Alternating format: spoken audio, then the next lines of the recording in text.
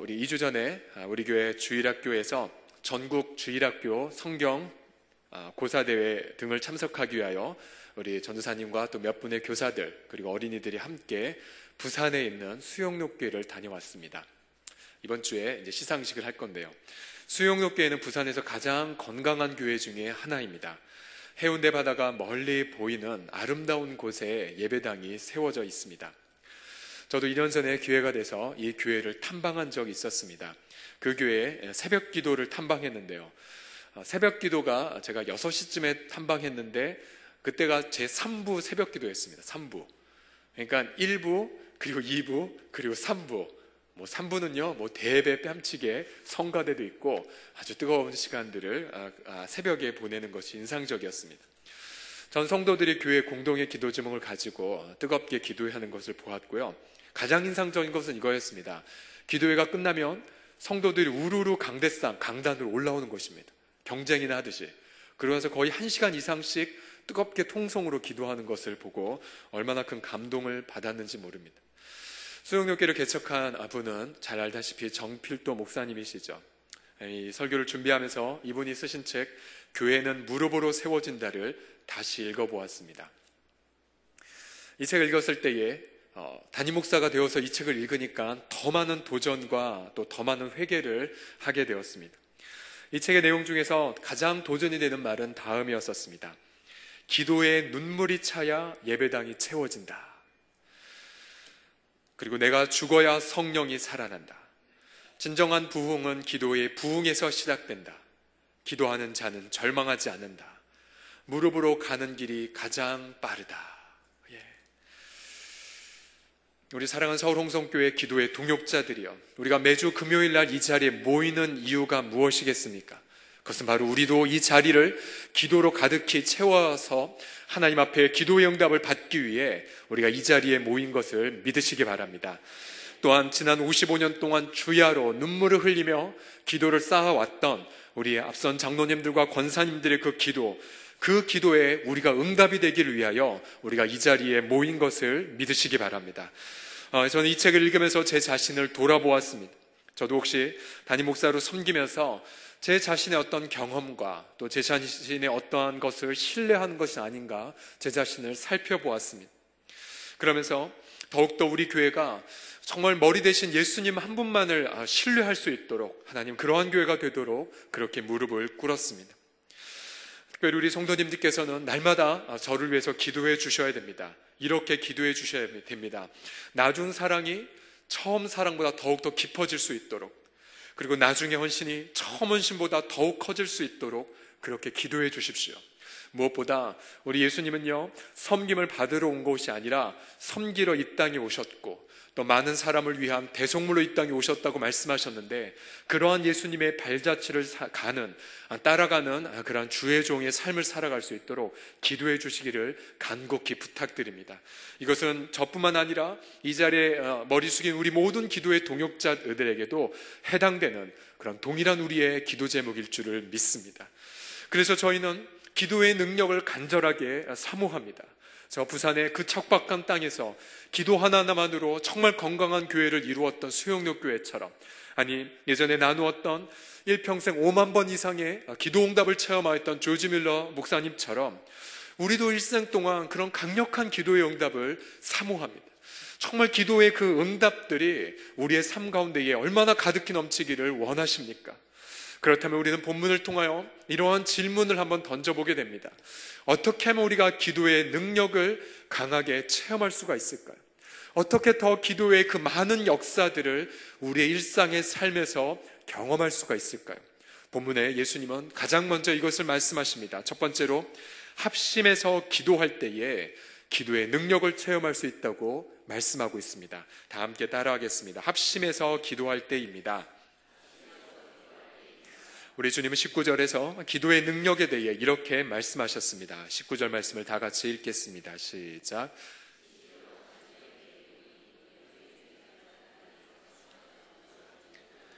하늘에 계신 내 아버지께서 그들을 위하여 이루게 하시리라. 아멘.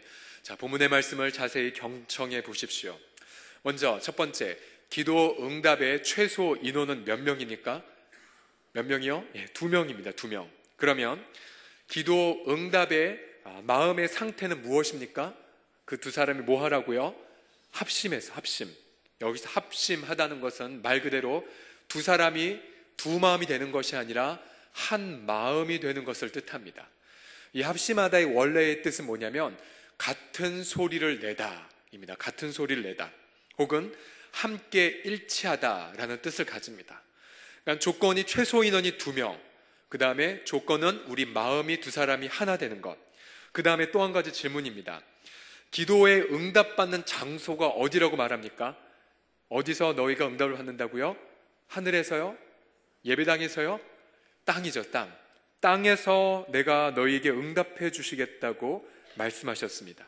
이 땅이란 말 그대로 우리가 처해 있는 모든 장소를 의미합니다.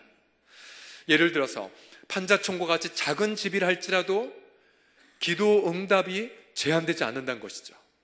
또한 저 시끄러운 시장의 한복판에서라 할지라도 두 사람이 마음만 합심해서 예수 이름으로 기도하면 기도 응답이 있는다라고 한 사실입니다. 특별히 아무리 우리가 교회당에서 기도한다 할지라도 예를 들어서 마음이 하나가 되지 않거나 혹은 예수 이름으로 기도하지 않으면 기도 응답이 있다 없다? 없을 수 있다는 것이죠. 특별히 우리가 이 본문 안에서 마음이 하나가 되기 위하여서요, 우리는 기도의 제목을 작성해서 함께 나누어야 합니다. 기도 제목을 작성해서 아무리 부부지간이라 할지라도요, 눈으로 보고 미루어 짐작해서 우리 마누라는 혹은 우리 남편은 이러한 기도 제목이 있겠다라고 섣불리 판단하지 마십시오. 반드시 상대방에게 물어보아야 됩니다. 제가 어떻게 당신을 위해서 기도해야 합니까? 그러면 그분의 심령 속에 맺혀있는 기도의 제목들을 우리에게 말해주게 되죠. 그럼 그것을 기도 제목을 작성해서 그것을 가지고 함께 기도하게 됩니다. 그러면 우리는 그 기도 제목을 통하여 두 사람의 마음이 하나가 되게 되죠. 그래서 우리는요, 이번 주부터 주보에 보시면요, 우리 교회적으로 가장 중요한 기도의 제목을 3가지를 우리가 뽑습니다. 뽑아서 한 주간 동안 새벽 기도회든 또 모든 예배 때마다, 그리고 앞으로 우리가 사랑방 모임이 개강되겠지만 사랑방 모임에서든지 간에 그 한 주간만은 온 교우들이 합심하여 나누어진 기도의 제목을 가지고 함께 기도하고자 합니다. 특별히 우리 교회가 합심해서 기도할 때에, 혹은 여러분의 가정 안에서 배우자들이 합심해서 기도할 때에 우리 예수님이 오늘 저녁에 이 본문을 통해 말씀해 주신 것처럼 하늘문이 열리고 기도의 응답이 있게 될 줄을 믿으시기 바랍니다. 특별히 이 합심 기도의 능력에 대해서는 그 근거가 다음 구절 이렇게 소개되어 있습니다. 우리 마태복음 18장 20절 말씀을 함께 읽겠습니다. 시작. 두세 사람이 내 이름으로 모인 곳에는, 아멘. 얼마나 아름다운 약속입니까? 본문을 보시게 되면은 두세 사람이 예수님의 이름으로 모이면 누구도 함께 계신다고요? 예수님도 함께 계신다고요. 예수님도요. 저도 매 순간 설교를 준비하면서 어쩔 때는 설교 준비 때문에 주 앞에 무릎을 꿇을 때가 있습니다. 그러면 주님은 더 이상 설교를 준비시켜 주시지 않으십니다. 하지만 설교 준비 그냥 다 내려놓고 마음속에 이 본문의 말씀처럼 두세 사람이 예수 이름을 모인 곳에 나도 그들 중에 있느니라, 이 말씀. 그러면 설교자 때문이 아니라 저와 우리 성도님들이 예수 믿은 것 때문에 예수님의 이름으로 찬양하고 또 예수님의 이름으로 함께 말씀을 듣고 또 예수님의 이름으로 함께 모여 기도할 때에 그때 누가 함께 한다고요? 예수님이 함께 하신다고요. 예수님의 그 임재가 함께 하신다고 약속하셨습니다. 그래서 우리 주님이 예수님이 함께 하시기 때문에 단 두 사람이 모여서 합심해서 기도해도 어떠한 역사가 있다고요? 하늘의 문이 열리고 하늘에서 위대한 기도의 응답이 있게 된다라고 하는 사실입니다. 이것이 얼마나 아름다운 약속의 말씀이니까. 특별히 우리 사랑하는 서울홍성교회 성도들이요, 바로 이 말씀에 우리 교회의 본질, 그리고 우리 교회가 성령께서 어떻게 인도하실지에 대한 약속의 말씀이 여기에 놓여 있습니다. 특별히 우리 교회가 회복해야 할 사랑방의 핵심이 바로 이 2 구절 안에 있습니다. 자, 우리의 사랑방은요, 단순히 어떤 우리 옛날 어르신들부터 내려왔던 그냥 뒷방에서 사랑만을 나누는, 정다운 교제만을 나누는 그런 방이 아닙니다. 우리의 사랑방은 무엇입니까? 바로 예수 그리스도께서 함께 하시는 모임이죠. 왜냐하면 두세 사람이 예수 이름으로 모인 곳에 나도 그들과 함께 있겠다고 약속하셨기 때문입니다. 그래서요, 우리는 반드시 사랑방을 모일 때의 원칙이 있습니다. 그것은 사도행전에서 말한 것대로 되도록이면 교회에서 모이지 않습니다. 이 교회당에서 모이면 더 이상 사랑방이라고 할 수가 없습니다. 되도록이면 가정 안에서, 아니면 되도록이면 일터 안에서 두세 사람이 예수 이름으로 모입니다. 제 모교회는 서울 남부교회입니다. 봉천동의 그 산골 판자촌에 있는 성도들이 대부분이었던 그 시절이 있었습니다. 그래도 그냥 들어가서 그냥 상 하나 펴놓으면 더 이상 앉을 데가 없는 공간이라 할지라도 그들은 예수 이름으로 신방받는 것을 원했고, 예수 이름으로 자기 집에서 그 좁은 곳에서 구역 모임하는 것을 열망했습니다. 그러면서 제가 기억나는 것이 이것이었습니다. 그분들은 모일 때마다 이렇게 기도했죠. 저희 집 정말 좁습니다. 가장 부끄럽지 않다고. 왜냐하면 우리가 예수 이름으로 당신들을 초대했기 때문에. 그러면서 이런 기도를 부탁하시더라고요. 우리 열심히 축복해 주십시오. 집 방 넓혀갖고 더 많은 영혼들 우리 집에서 사랑방 모임하게, 구역 모임하게. 그래서 그 마루는 작았지만 그러나 그들의 마음은 절대 작지가 않았었습니다. 그래서 마음은 가난하지 않은 성도, 그들의 모습이 제 마음속에 선명한 추억처럼 남아있습니다. 저희는 이 사랑방의 핵심이 바로 이 하나님의 임재에 있기 때문에 우리는 감히 사랑방에다가 이 용어까지 붙이고 싶습니다. 주님이 함께 하시는 모임이기 때문에 사랑방 교회라고요. 사랑방 교회라고요. 분명히 주님은 오늘 밤 이렇게 말씀하시죠. 교회의 최소 인원은 바로 두세 사람이라고요. 두세 사람이 예수 이름으로 모이는 그곳이 바로 하나님의 임재가 있는 곳이고, 하나님의 임재가 머물러 있다면 바로 그곳이 바로 교회라고요. 교회. 특별한 준비물은 필요가 없습니다. 화려한 성경 지식도 필요 없습니다. 오히려 우리가 예수님의 이름으로 모여서 합심해서 기도하는 그 간절한 마음 하나면 족합니다. 그래서 방 안에서 모여서 함께 예수 이름으로 마음을 합심하여 기도할 때에 바로 그곳이 하늘문이 열리는 기도응답이 될 줄을 믿으시기 바랍니다. 우리는 저 중국의 가정교회 역사를 잘 알지 않습니까? 가정교회. 이 가정교회 중국이 공산화되면서 모든 선교사, 선교단체들이 울면서 철수했습니다. 모든 선교사님들이 이렇게 예언했죠. 이제 중국의 선교 역사는 끝이다. 우리가 떠났는데 누가 그들을 도와줄 수 있겠느냐. 그러면서 약 40년간, 30여 년간 중국은 죽의 장막으로 감싸져 있었습니다. 그 안에 어떠한 일이 일어나는지는 아무도 상상할 수가 없었죠. 그런데 80년대에 중국의 내부에 있는 교회의 소식이 바깥으로 조금씩 들려나기 시작했습니다. 그런데 들려난 소식들은 경악할 소식이었죠. 서구 선교사님들의 예측과 정반대로 중국에 80년대만 해서 약 5천만 명으로 추산되는 성도들이 있었다는 사실입니다. 그들이 어떻게 해서 믿음을 지켰는지 살펴보았습니다. 교회 건물은 다 불탔고, 모든 교회 지도자들은 구금되었고 감금되었고요. 그리고 교회 지도자는 끌려가서 핍박과 모든 고문을 받았던 그 시절, 그들은요 말 그대로 사랑방 교회에서 신앙생활을 했다는 것이죠. 집집마다 모여서 예수 이름으로 떡을 떼고 예수 이름으로 기도하고 예수 이름을 합심하여 기도하니까 선교사님도 아니었는데, 그리고 교회 지도자도 아니었는데 원색적인 사도행적인 역사가 그 평신도들의 손을 통해 일어났다는 사실입니다. 왜 그렇습니까? 바로 예수님이 오늘 말씀하신 것대로 두세 사람이 예수 이름으로 합심하여 기도했기 때문에 바로 그곳에서 주님은 하늘의 문을 여시고 응답을 해주셨다는 사실이죠. 바로 가정교회가 그렇게 해서 지금 현재는 약 1억에서 1억 5천만 명대는 세계 최대의 기독교 국가로 발돋움하고 있지 않습니까?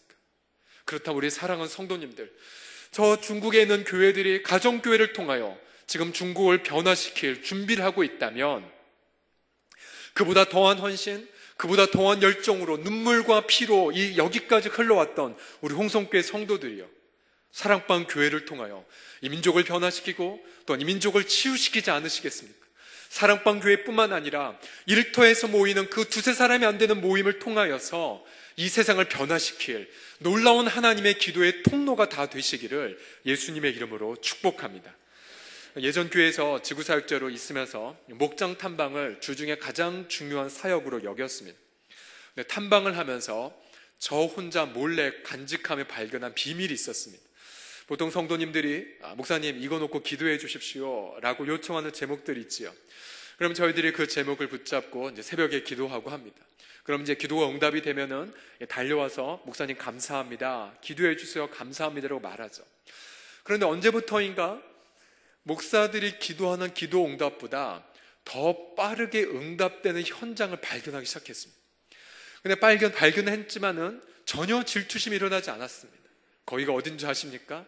그것이 바로 우리로 말하면 사랑방, 예전 교회에서 목장교회라고 하는 바로 소그룹이었었습니다.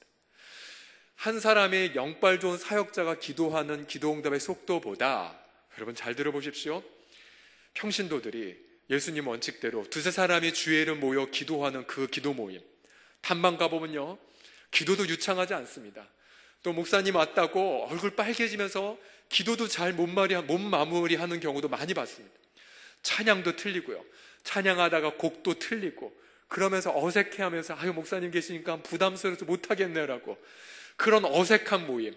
그리고 주일날 말씀을 나누는 그 현장에서도 보면 목사님 제가 보기에도 어떻게 저렇게 나눌 수가 있나, 그러다 참견할 수 없고 정말 어설프기 짝이 없는 모임인데, 근데 성도님들, 기도응답은요 목사가 기도해 주는 것보다 더 빠른 거 있지 않습니까?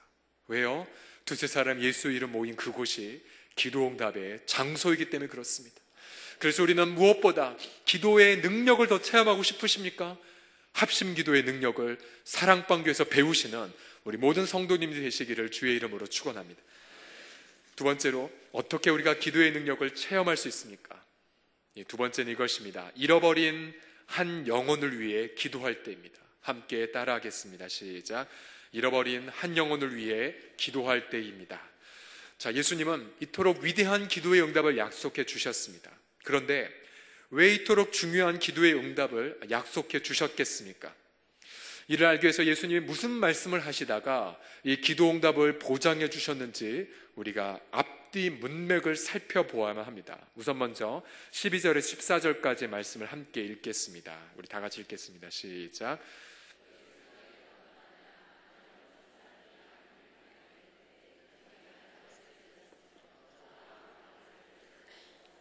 길 잃은 양을 찾지 않겠느냐? 진실로 너희에게 이르노니 만일 찾으면 길을 잃지 아니한 99마리보다 이것을 더 기뻐하리라. 이와 같이 작은 자 중에 하나라도 잃는 것은 하늘에 계신 너희 아버지의 뜻이 아니니라. 아멘. 자, 마태복음 18장을 처음부터 묵상해서 읽다 보면 하나의 통일된 주제가 있는 것을 알 수 있습니다. 그 통일된 주제는 뭐냐면 제자도입니다. 제자도. 우리 주님은 가장 앞서 예수님 이렇게 말씀하셨습니다. 너희가 어린아이처럼 나를 천국을 받들지 않으면 내 제자가 될 수 없다 라고 말씀으로 18장을 엽니다. 즉 하나님의 은혜가 없으면, 어린아이는요 부모가 돌봐주지 않으면 살 수 없죠. 마찬가지로 우리도 하나님의 은혜가 없으면 살 수 없는 존재인 것처럼 예수님을 따르라 라는 말씀으로 18장을 시작하십니다. 쭉 그렇게 말씀하시다가 오늘 방금 읽었던 12절과 14절 이렇게 말씀하시죠. 길 잃은 한 마리 양이 있다면 길을 잃지 아니한 99마리 양을 놔두고 그것을 찾아가지 않지 않겠느냐. 그리고 그것을 찾는 것은 얼마나 큰 기쁨이지 알겠느냐. 한 명이라도 잃어버리는 것은 아버지 하나님의 뜻이 아니라고 말씀하셨습니다. 즉 예수님은 이렇게 주님을 따라가는 제자들을 얼마나 소중히 여기시는지를 주님은 여기에서 말씀하고 있다라고 하는 사실입니다. 특별히 이 99마리 양을 놔두고 한 마리의 잃어버린 양을 찾는 비유는요 마태복음에도 나오고 또 누가복음 15장에도 등장합니다. 그런데 이 비유가 쓰여진 목적은 다릅니다. 누가복음은 철저하게 전도를 목적으로, 즉 세리와 창녀같이 처음부터 하나님 백성이 아니었다고 생각되는 사람들, 전도의 문맥에서 쓰여졌습니다. 그런데 이 마태복음의 문맥은요 잃어버린 제자들을 향한 문맥에서 쓰여졌습니다. 그러니까 쉽게 말하면 우리와 함께 오랫동안 신앙생활을 했다가, 그리고 우리도 그들이 예수님을 사랑했고 예수님을 향한 눈물을 가진 걸 보았는데 어느 날 어떠한 이유로 그들이 실족해서 나오지 않는 경우, 그것이 바로 예수님이 여기서 말씀하신 마태복음에서 말하는 잃어버린 양입니다. 그런데 주님은 여기서 말씀하시죠. 하나의 잃어버린 양을 한 명이라도 잃는 것은 하늘에 계신 우리 아버지의 뜻이 아니라고 말씀하고 있죠. 우리가 성령님께서는 한 사람에게만 말씀하지 않습니다. 요한계시록을 보게 되면 성령은 귀 있는 자는 성령이 교회들에게 하시는 음성을 들을지어다라고 말씀하고 있습니다. 이 말은 무엇이냐면 어느 하나의 교회 공동체를 향한 주님의 뜻은요, 당회장 목사에게만 허락되는 것이 아니라 성도들 공동체의 성령님은 말씀하고 계시고, 그래서 기도하는 자들은 그 음성을 함께 들으면서 함께 주의 뜻을 분별할 수 있다는 뜻입니다.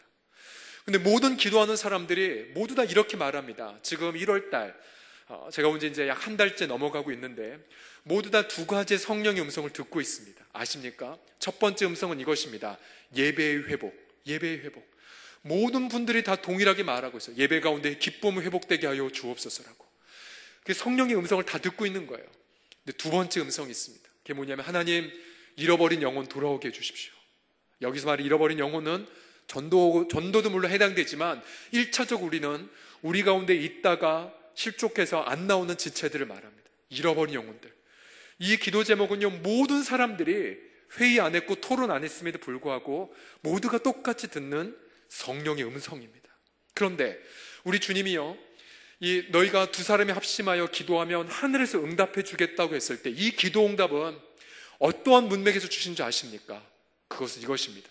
근데 너희가 만약 잃어버린 한 영혼을 위하여 찾는 노력을 할 때에 잘 안 되지 않지 않냐?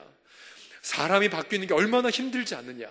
그런데 너희가 찾고 또 기도하고 했을 때에 걱정하지 말라고.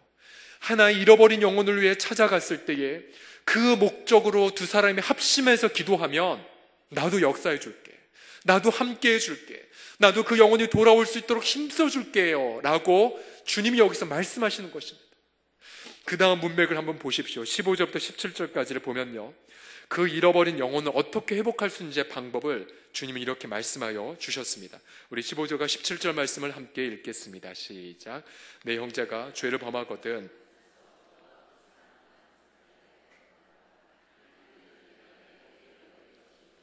만일 듣지 않거든 한두 사람을 데리고 가서 두세 증인의 입으로 말마다 확증하게 하라. 만일 그들의 말도 듣지 않거든 교회의 말하고 교회의 말도 듣지 않거든 이방인과 세리와 같이 여기라. 먼저 잃어버린 영혼이 있다. 그러면 가장 첫 번째 원칙은 개인적으로 만나는 겁니다. 개인적으로 1대1로 만납니다. 두 사람과 상의하지 않습니다. 그리고 소문을 퍼뜨리지도 않습니다. 누가 무엇 때문에 낙오됐대 소문 퍼뜨리지 않습니다. 반드시 1대1로만 먼저 갑니다. 그러면서 그가 어디에서 낙오했는지를 묻습니다. 에베소서 교회를 향하여 주님 말씀하셨죠. 네가 첫사랑이 어디서 떨었는지를 기억하고 회개하라고요. 그리고 묻습니다. 그리고 다시 예수 그리스도의 복음을 전해야 되죠. 여러분, 우리가 앞으로 교회 안에서 이제 복음 전도 훈련 어떻게 할 것인지 그것을 우리가 계속해서 강조할 것이지만요, 복음은요 매주마다 우리가 들어야 되는 상황입니다. 아무리 직분자랄지라도요, 예수 그리스도의 복음, 나를 위하여 죽으셨고 나를 위하여 부활하셨다는 이 복음은요 매주마다 우리가 들어야 되는 생명의 말씀입니다. 복음을 들을 때 우리 영혼이 깨어나죠. 복음을 들을 때 우리 영혼이 살아납니다. 그래서 1대1로 그 사람이 다시 복음을 전합니다. 당신을 위하여 예수님이 십자가에 죽으신 거 믿냐고. 그리고 당신을 위하여 예수님 부활을 지금도 기도하고 있다고 복음을 전합니다. 그런데 그 영혼이 회복이 안 되면 주님 말씀하시나 2단계로 가라. 그러면 만일 듣지 아니하면 한두 사람을 데리고 함께 가라고. 한두 사람. 여기서 말하는 한두 사람 뭐냐면요, 바로 두 사람이 합심하여 기도하는 그 사랑방 교회 식구들, 정말 마음을 합하여 그 사람을 아파하는 그 사람과 함께 두세 사람이 함께 찾아가는 거죠. 그러면서 이렇게 말합니다. 우리가 함께 당신을 위하여 눈물로 기도해왔다고. 당신이 우리 옆에 없기 때문에 우리도 마음이 아프다고. 당신이 빨리 우리와 함께 왔으면 좋겠다고, 어디서 떨어졌는지 함께 좀 말해달라고 우리가 기도하겠노라고. 그러면서 우리 교회로 나오라기 말하기 이전에 그 사람과 예수님의 관계를 다시 점검해야 되죠. 그 사람이 천국을 어린아이처럼 지금 받들고 있는지, 아니면 정말 하나님 아버지와의 관계가 어떠한지 반드시 하나님과의 관계를 점검하고 다시 제자의 삶을 살 수 있도록 도와주어야 됩니다. 제자의 삶을 회복하는 것이 먼저고 그 다음에 교회로 나오게 하는 것이 두 번째입니다. 만약 그것도 듣지 아니하면 교회가 움직이도록 하고요, 그래도 안 되면 관징과 출결하는 방법으로 그 영혼이 회개하기까지 기다리라고 주님 말씀하셨습니다. 그 다음에 나온 구절이 바로 19절과 20절 말씀입니다. 진실로 다시 너희에게 이르노니 너희 중에 두 사람이 땅에 삽시만이 무엇인지 구하면 하늘에 계신 내 아버지께서도 그들을 위하여 이루게 하시리라. 두세 사람이 내 이름으로 모인 곳에는 나도 그들 중에 있느니라고요. 자, 왜 주님이 이 기도의 합심 기도의 능력을 말씀하셨는지 이제 좀 연결이 되십니까? 이해가 되십니까, 여러분? 한 영혼을 회복하기 위하여 우리가 간절히 기도할 때에 우린 기도의 능력을 체험할 수 있음을 우리 주님은 여기서 말씀하고 계십니다. 만약에 두 사람이 합심하여 우리의 정욕을 위해 기도한다고 상상해 보십시오. 기도 응답 없습니다. 오히려 하나님은 징계하실 것입니다. 그러나 합심하여 기도하되 한 명이 잃어버린 영혼을 위하여 간절히 기도할 때에 우리의 주님은 하늘문을 열어주시고 우리 가운데 기가 막힌 기도 응답을 해주실 줄을 믿으시기 바랍니다. 우리가 읽지 않았지만 중간에 보시게 되면 18절 말씀을 읽습니다. 우리 18절 말씀 우리 다 같이 함께 읽겠습니다. 진실로 시작. 진실로 너희에게 이르노니 무엇이든지 너희가 땅에서 매면 하늘에서도 매일 것이요. 아멘. 자, 여기 보시게 되면 땅에서 매면 하늘에서도 매이고, 여기서 하늘은요, 마태복음에 따르면 하나님을 완곡해서 표현하는 방식입니다. 이걸 좀 더 리얼하게 읽으면 이렇게 읽을 수 있습니다. 진실로 너에게 이르노니 무엇이 너희가 땅에서 매면 하나님도 메어 주실 것이요 무엇이든지 땅에서 풀면 하나님도 풀어주시겠다고. 이건 무슨 말씀이냐면요, 우리가 직접적으로 죄와 사망의 권세를 매거나 풀 수 있는 권한은 없습니다. 그러나 잘 들어보십시오. 예수 이름으로 모인 우리는요, 복음을 증거할 때에 우리가 복음을 전하게 되면 죄와 사망에 매인 영혼들이 풀어지게 됩니다. 여러분 믿으십니까? 또한 우리가 복음을 증거하지 않으면 그들은 언제까지나 죄와 사망에 매여 있게 된다는 뜻입니다. 즉 그들의 영혼에 죽고 사는 문제가 우리에게 달려있다는 사실이죠. 즉 한 영혼이 회복하는 그 책임은 누구에게 있다고요? 그걸 바로 우리에게 주셨다는 사실입니다. 그래서 우리는 이 엄숙한 명령을 붙들고 한 영혼을 위해서 끝까지 포기하지 않고 기도해야 되는 것이죠. 우리 조지 뮬러의 자서전에 보게 되면 그의 절친한 3명의 복음의 회개를 위하여 끝까지 기도한 기적이 나옵니다. 한 명은 그가 죽기 직전에 회개했고요, 한 명은 그가 죽으면서 장례식을 치르는 광경을 보며 회개했고요, 마지막 한 명은 그가 죽고 나서 회개하고 예수를 믿었다는 기록이 남아있지 않습니까? 하나의 영혼을 위하여 무려 50년, 60년간을 기도했던 그 기도. 그래서 우리는요, 그 영혼이 이 땅에 남아있는 한 우리는 절대로 포기할 수가 없습니다. 결코 포기해서도 안 됩니다. 그리고 그 하나의 영혼이 회복되어 우리가 다시 예수님과의 관계가 회복될 때까지, 저는 많은 그런 우리 가운데 있었다가 나갔던 사람들 얘기를 듣고 있습니다. 뭐 청년이면 청년, 젊은 그룹이면 젊은 그룹. 여러분들 포기하지 마십시오. 우리 성령님은 오늘 말씀을 통해 우리 가운데 강하게 말씀하십니다. 포기하지 마시라고, 합심하여 기도하라고, 합심하러 찾아가라고. 그래서 우리를 통하여 잃어버린 영혼들이 회복되어져서 함께 기쁨의 찬양을 드리는 날이 속히 오시기를 예수님의 이름으로 축원합니다. 마지막으로 어떻게 우리가 기도의 능력을 더욱 체험할 수 있겠습니까? 마지막 본문은 이렇게 말씀하십니다. 용서하며 기도하라고 말씀하십니다. 용서하며 기도하라. 예수님은요, 이 놀라운 기도 응답을 보장하시면서 할 때에 베드로가 이렇게 묻습니다. 우리 18장 21절을 우리 같이 보면요, 같이 한번 읽겠습니다. 시작. 그때 베드로가 나와 이르되 주여, 형제가 내게 죄를 범하면 몇 번이나 용서하여 주리이까? 7번까지 하오리이까? 예. 당시에 유대교에서는요, 3번만 용서해 주라는 랍비의 가르침이 있었습니다. 그러니까 1번, 2번, 근데 3번째 죄를 범했다 그러면요, 회개해도요 용서를 안 해줍니다. 용서를 안 해줘요. 그러니까 베드로 딴에는 예수님의 제자이고 또 이제 한 3년 정도 따라다녔으니까 칭찬받을 마냥 주님 한 7번까지면은 대단한 수준 아니겠습니까? 라고 하는 거죠. 근데 예수님의 대답은 무엇입니까? 7번이 아니라 70번에 7번까지 하라고요. 자, 70번 7번이요 말 그대로 490번이니까 그것을 한다는 뜻이 아니라 이것은 뭐냐면 무한히 용서해 주라 라고 한 뜻입니다. 끝까지 용서해 주라 라는 뜻이죠. 그러면서 하나의 스토리를 들려주셨습니다. 한 종이요 1만 달란트의 빚을 졌습니다. 여기서 말한 1만 달란트라는 우리나라 시세로 환산하면요 제가 열심히 계산해 보았습니다. 만약 하루 일당이 5만 원이 노동자로 치면은 약 3조 원. 작년에 국가에서 통계를 내었던 한 사람 건설 노동 일용자의 월급이 11만 5천 원쯤 되거든요. 그거를 곱해보니까 7조 원.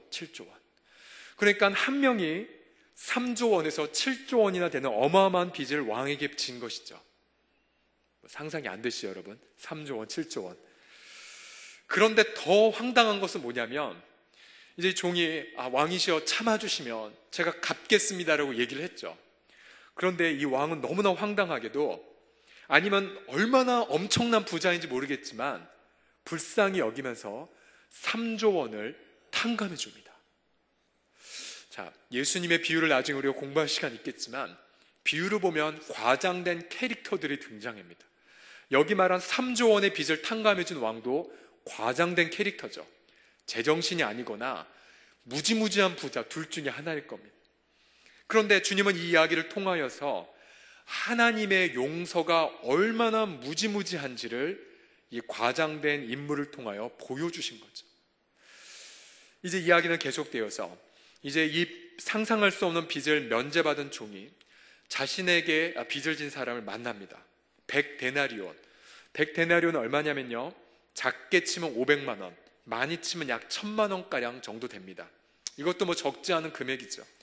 그런데 그를 만나자마자 본문은 말합니다. 목을 잡고 그러니까 대노하고 빚독촉을 합니다. 그리고는 빚을 다 갚을 때까지 옥에 넣어버립니다. 자, 이 민망한 소식을 들은 왕은 진노하고 엄히 꾸짖습니다. 우리 18장 33절 말씀을 같이 읽겠습니다. 시작. 내가 너를 불쌍히 여김과 같이 내가 너를 불쌍히 여김과 같이 너도 내 동료를 불쌍히 여김 마땅하지 아니하냐. 왕이 너무나 화가 났던 겁니다. 내가 너한테 3조 원을 탕감해 줬는데 너 그까지 몇 천만 원을 너가 탕감해 주지 못한다고? 그럼 너가 나한테 탕감받은 그 은혜를 너는 모른단 말이냐? 그러면서 엄하게 꾸짖고는 고문과 학대를 받는 벌을 받는 장소인 감옥에 이 종을 넣어버립니다. 그럼 35절에 주님이 왜 자신이 이러한 스토리를 들려줬는지 설명을 해주시죠. 35절 말씀을 다 함께 읽겠습니다. 시작. 너희가 각각 마음으로부터 형제를 용서하지 아니하면 나의 하늘아버지께서도 너희에게 이와 같이 하시리라. 자, 이 말씀은 굉장히 중요한 말씀입니다. 무엇이냐면 우리가 만약에 어떠한 누군가를 용서해 주지 않으면 하늘아버지 입장에서 보면은 내가 너의 거대한 빚을 용서해 줬는데 탕감해 주었는데 너는 왜 그의 빚을 면제해 주지 않냐라고 주님께서 진노하실 수밖에 없다는 거죠. 아니, 다시 뒤집어 말하면요 이런 사람이 있습니다. 늘 예수님과의 관계에서는 주님 감사합니다. 예수님의 보혈로 내가 천국 가게 하심을 감사합니다라고 하나님의 용서를 확신한 분이 있습니다. 그런데 문제는 뭐냐면 이분이 다른 사람만 가면 용서하지 않고 비판하고 판단하는 사람들이 있습니다. 그러면요 이 성경의 비유에 따르면 그분은요 아직 예수님께 진정한 용서를 받지 않은 사람입니다. 이거는 무서운 스토리입니다. 내가 만약 누군가를 향하여 계속해서 긍휼과 은혜의 삶을 살지 않는다면 저는요 하나님의 은혜와 긍휼을 계속해서 받을 수 있는 보장이 없다는 사실이에요. 물론 우리가 용서를 받는 근거는 내가 타인을 용서해 준 나의 행위에 있지는 않습니다. 오직 예수님의 보혈만 나를 용서할 수가 있지요. 그러나 내가 정말 타인을 용서하는 삶이 없다면 내가 어찌 주님 앞에 용서를 받았노라고 말할 수가 있겠습니까? 그런데 우리 주님은 이 본문의 비유를 말씀하시면서 만약에 우리 잃어버린 지체가 그렇게 죄인이라 할지라도 너희는 절대로 그를 포기하지 말고 또 나의 판단 속에 재단하기를 아유 그 사람은 그렇게 잘못했으니 교회 안 나왔으면 좋겠다로 절대 생각하지 말고 70번에 7번이라도 포기하지 말고 내 중심 속에 그를 향하여 불쌍히 여기는 마음을 갖고 긍휼히 여기는 마음을 갖고 포기하지 말고 그 한 명을 위해 기도하라는 말씀이십니다. 그래서 예수님은 이 마태복음 18장 전체에 기도응답의 기가 막힌 약속의 말씀을 주시면서 앞과 뒤로 한 명의 영혼도 포기하지 말라, 그리고 용서하면서 기도할 것을 말씀해 주고 있습니다. 우리 사랑하는 심야기도회 성도들이요, 한국교회의 기도가, 한국교회의 이 교회가 왜 이렇게 기도의 영성이 타락한 줄 아십니까? 그것은요, 이게 막 중간에 있는 19절과 20절 말씀만 취하고는 앞에 있는 말씀 그리고 뒤에 있는 말씀은 빼먹었기 때문에 그렇습니다. 그러니까 예수님의 이 말씀, 두 사람의 합심하여 무엇이든지 구하면 하늘에 계신 너희 아버지가 이루어 주시라는 이 말씀은 기도는 만능 열쇠다라고 착각하게 되었던 거죠. 그래서 이 기도의 열쇠를 사용하는 목적은 잃어버린 영혼을 구원하는 거고, 끝까지 용서의 삶을 살기 위해서 주님이 주셨음에도 불구하고 용서의 삶을 까먹고 한 명의 영혼에 대한 마음도 까먹은 채 그저 저 도깨비 방망이처럼 우리가 기도를 사용했다는 것이죠. 우리 사랑하는 성도들이, 우리는 우리 홍성교회 안에서 마음껏 기도할 것입니다. 정말 열심히 기도할 것입니다. 그러나 이 기도가 잃어버린 영혼을 구원하는 것과 또 용서의 삶을 사는 것 한가운데 있어야 됨을 절대로 잊지 말아 주십시오.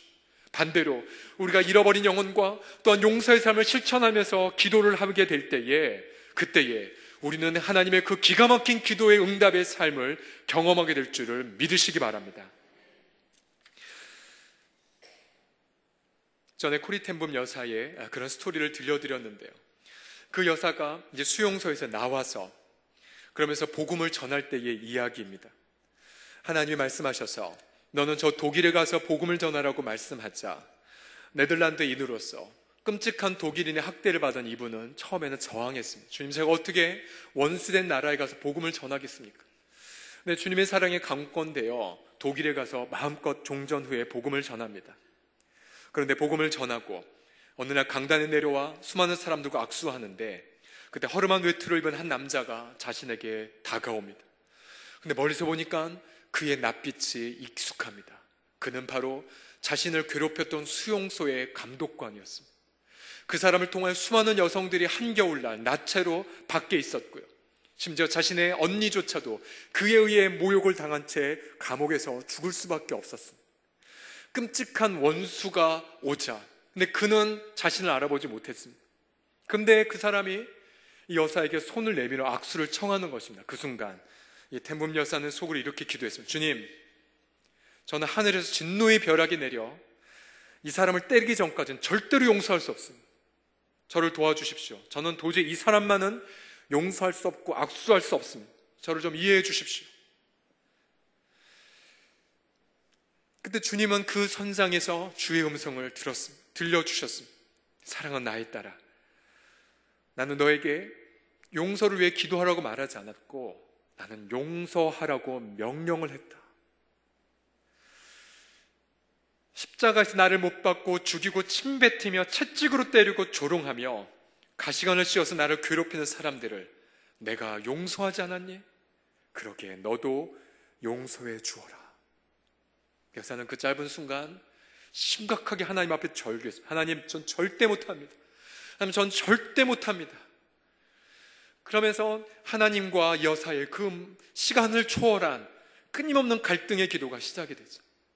그러다 마침내 나는 너에게 용서하라고 명령을 했다라고 결국 그 앞에 설복이 됩니다. 그래서 그녀는 마음속에 아무런 감정도 없었지만 명령에 순종하기 위해 손을 내밀었습니다. 손을 내밀었어요. 의지적으로 손을 내민 거죠. 근데 그 순간, 손을 내미는 순간 이 여성은 이렇게 고백을 했습니다. 성령의 능력이 임하기 시작했습니다. 손이 떨리고 하나님의 그 뜨거운 사랑이 그 손을 내민 의지적 결단의 손에서 임하기 시작했습니다. 그러면서 그 남자의 목소리를 들었습니다. 저는 죄를 많이 지은 사람인데 저도 죄 용서받고 새 사람 되고 싶어 주님 앞에 나왔습니다. 저를 위해 기도해 주지 않겠습니까? 그 마음의 눈물샘이 터져버렸습니다. 그리고는 하늘문이 열리고 주의 사랑이 넘치면서 그녀는 이렇게 고백을 남겼습니다. 순식간에 그 증오와 원한이 눈 녹듯 다 녹아버리고 말았다고요. 이 스토리 때문에 종전 이후 증오와 원망으로 가득했던 유럽이 이분의 스토리 때문에 얼마나 많은 화해의 역사로 바뀌게 되었습니까? 찰스 스펄전은요, 영국의 대설교가였던 찰스 스펄전은 하나님의 이 차고 넘치는 긍휼에 대해 이렇게 설교했습니다. 인간은 태산같이 죄를 쌓지만 하나님은 그의 뒤질세라 더 높은 은혜의 산을 쌓으신다. 인간이 더 높은 죄의 산을 올린다 해도 우리 주님은 그보다 10배나 높은 은혜의 산을 만드신다.